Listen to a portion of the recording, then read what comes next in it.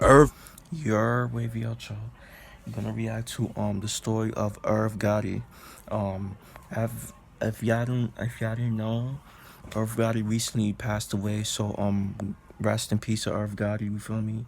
Like, he's the reason why like Ja Rule, Ashanti, and other artists that he worked with was like, like popular. You feel me? At their time, at their peak. You feel me? So yeah, rest in peace. To Irv Gotti. You feel me? Gotti has some of the craziest stories in the rap game, but a lot of people have no idea how much he really changed the industry. From dominating the charts and racking up millions of dollars, to getting wrapped up in attempted murder cases, today we're breaking down the full story and his sudden death. On February 5th, 2025, the news broke that Irv Gotti had a stroke and was on life support. People all over the industry were showing love to him on social media and hoping for the best, but later that day, sources confirmed that Irv Gotti had died. Irv Gotti had been dealing with health problems for a while, and in 2024, he had a small stroke that made him use a cane to walk around. The strokes were allegedly caused by diabetes, and Irv Gotti had been struggling with it for years. Back in 2023, Irv Gotti went on Drink Champs and said that the diabetes was breaking his body down. I've been diagnosed with diabetes forever. Because this is like the smallest I've ever seen you. It's hereditary. Yeah. Okay. It starts deteriorating your body. All right. But Irv admitted that he wasn't taking care of it the right way and only took his medication every once in a while. After he had the first stroke in 2024, there were rumors going around that Irv Gotti was in a rehab facility and couldn't even move. But later his rep said that Irv Gotti was doing good and recovering at home with his family. Irv Gotti's team also said that he was eating more healthy food after the stroke and was making a full recovery. But unfortunately, that wasn't enough to save his life. Irv Gotti had been tied with Russell Simmons for years. See, you guys, you gotta, like, I pray for like for those who got like that type of like health issues, bro. Hopefully y'all could get it together. Hopefully y'all eat healthy, drink healthy, go exercise, all that, bro. Like, you know, Before take care of your body, take care of yourself. he created his Murder Inc. label, Irv Gotti was working for Russell Simmons and Leor Cohen at Def Jam, and they're the ones who let Irv Gotti make Murder Inc. under the Def Jam umbrella. When the news broke that Irv Gotti had another stroke, Russell Simmons hopped on Instagram and talked about the last conversation they had. Russell Simmons said that Irv Gotti was still full of energy and hyped up about a new project he had been working on. Russell Simmons knew that Irv Gotti needed to focus on his health though, and he invited him to Valley so he can get medical treatment and add 20 years to his life. Unfortunately, Irv Gotti never got the chance to meet Russell Simmons in Bali and get the treatment though. And Simmons said, American food, lack of exercise, and a toxic, frantic environment is killing my friends one after another. Ja Rule was the biggest star on Irv Gotti's Murder Inc. label for years. Yeah, that's a fact, bro. Yeah, Ja Rule was, bro. He been having all these hits with like mad singers, bro, like J Lo, Mary J. Blige, Ashanti, Christina Milian, all of them, bro. Been tight since the 90s, and when the news broke about People said Ja Rule is a legend, bro. Do y'all agree, bro? Let me know. Cause I like some of Ja's songs, though. Some of his shit is fire, though. I'm not even gonna hold you. Irv Gotti passing away, Ja posted a broken heart on Twitter. Irv Gotti pretty much saved Def Jam from going bankrupt back in the day. The label showed love to him on Instagram and said Irv Gotti was a creative genius who changed the entire rap game. Irv Gotti was famous for creating Murder Inc. and building up huge careers for artists like Ja Rule and Ashanti, but he still produced some records even after Murder Inc. fell off. The last track he produced was with Kanye West back in 2019, and Yo, bro, like, I don't like the Yeezys, bro. Not to get off the topic, bro. I know this video is about Irv Gotti, but I don't like the Yeezys, bro. I don't like how it looks. I just don't like it, bro. Like, you feel me? It wouldn't feel right on my feet, though, bro. That shit would not. If I ever like wear Yeezys, like it's that shit would not feel right on my feet. I ain't gonna lie, bro. I like Jordans, I like Nikes, all that, bro. Like foams, all that. I don't like Yeezys, bro. That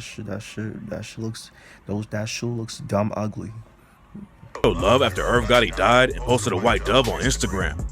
Fat Joe and Irv Gotti went way back too, and Fat Joe said, "What a genius. God bless you, Irv, for all you've done for hip-hop. You've changed my life, and I will always love you."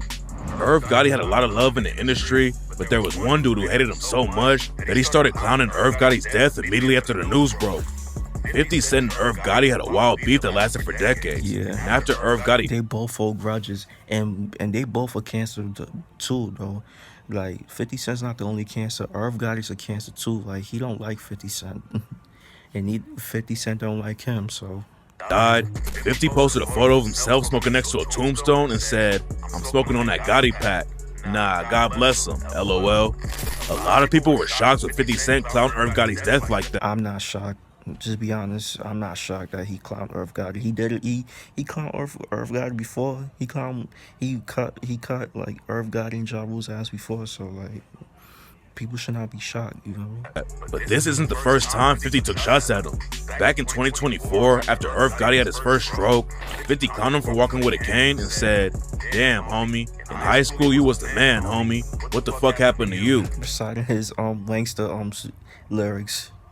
"I want Irv to get well so we can have to watch my next wave." A lot of people didn't even catch how deep the diss was though. 50 had issues with Irv Gotti and Ja Rule for years, and the first song 50 dropped after he signed with Eminem and Dr. Dre was Wanksta. 50 took shots at Ja Rule and Irv Gotti on the track and rapped, "Damn, homie, in high school you was the man, homie. The fuck happened to you? I got the sickest vendetta when it come to the cheddar. Nigga, you play with my paper, you gon' meet my Beretta." 50 Cent hated Irv Gotti, but way more artists have been giving Irv Gotti his flowers for changing the game back in the late 90s. Because, you know, Irv Gotti, like, said that, like, he was blackballing 50, you feel me? Irv Gotti said to himself, like, he admitted that he was blackballing 50. And so he can't no more, like. Irv started out as a DJ and called himself DJ Irv. He was producing tracks too, though, and Irv Gotti had a huge break when he linked up with a rapper named Mike Geronimo. They met at a local show and linked up together in the studio. And Irv produced Mike Geronimo's first hit called Shit's Real. After that, Mike Geronimo let Irv Gotti produce his first album. And that's when Irv got Jay-Z, DMX, and Ja Rule to hop on Mike Geronimo's track, Time to Build. Irv Gotti came up in Queens and had connections all over New York. And it was clear from the jump that he knew how to make a hit record. Irv Gotti ended up getting a job at Def Jam Records as an A&R, and his job was to find new rappers to sign to the label. Irv had already worked with DMX and knew that he could be a star, and he told Def Jam that they needed to sign him. Lyor Cohen wasn't rocking with the idea though, because he thought DMX was too hardcore, so Irv told him right then that he was quitting the label. Irv Gotti knew he was right about DMX and didn't want to work at Def Jam if they didn't trust his ideas. But a few days later, Lyor Cohen had another meeting with Irv to see if they could work the situation out. Irv Gotti told Lyor Cohen straight up that he was walking away if they didn't give DMX a deal. So Lyor Cohen finally listened and signed DMX to Def Jam. Def Jam was about to go bankrupt back then. Taking a chance with DMX was a huge risk. DMX was one of the most hardcore rappers in the game. He had spent a lot of time in prison and rapped crazy bars like, "My clothes dirty, dick shitty, and my knife bloody. I did too much dirt to turn back." Nigga said his shit shitty. That's crazy, bro.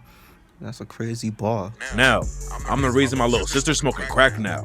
I feel guilty if I had a heart, but I don't. Could live a carefree life if I stopped killing, but I won't. It's in my blood to destroy mankind. With every murder, I lose a little more of my damn mind. And pay your dues, nigga. Respect my motherfucking style, or I'll murder your wife and your unborn child." Nobody at Def Jam knew if DMX would actually be able to sell any records. He had a deal with a different label a few years before, but the situation didn't work out because DMX's first single didn't make any waves at all. Irv Gotti still believed in him though, and when DMX dropped his debut album on Def Jam, it changed everything. DMX debuted at #1 on the Billboard 200 chart and became one of the biggest rappers in the game overnight. And then just a few months later, he dropped another record that also debuted at #1, which made DMX the first rapper to have 2 albums debut at #1 in the same year. At that point, everyone knew Irv Gotti could spot fresh talent, so Russell Simmons and Lyor Cohen gave him his own label at Def Jam.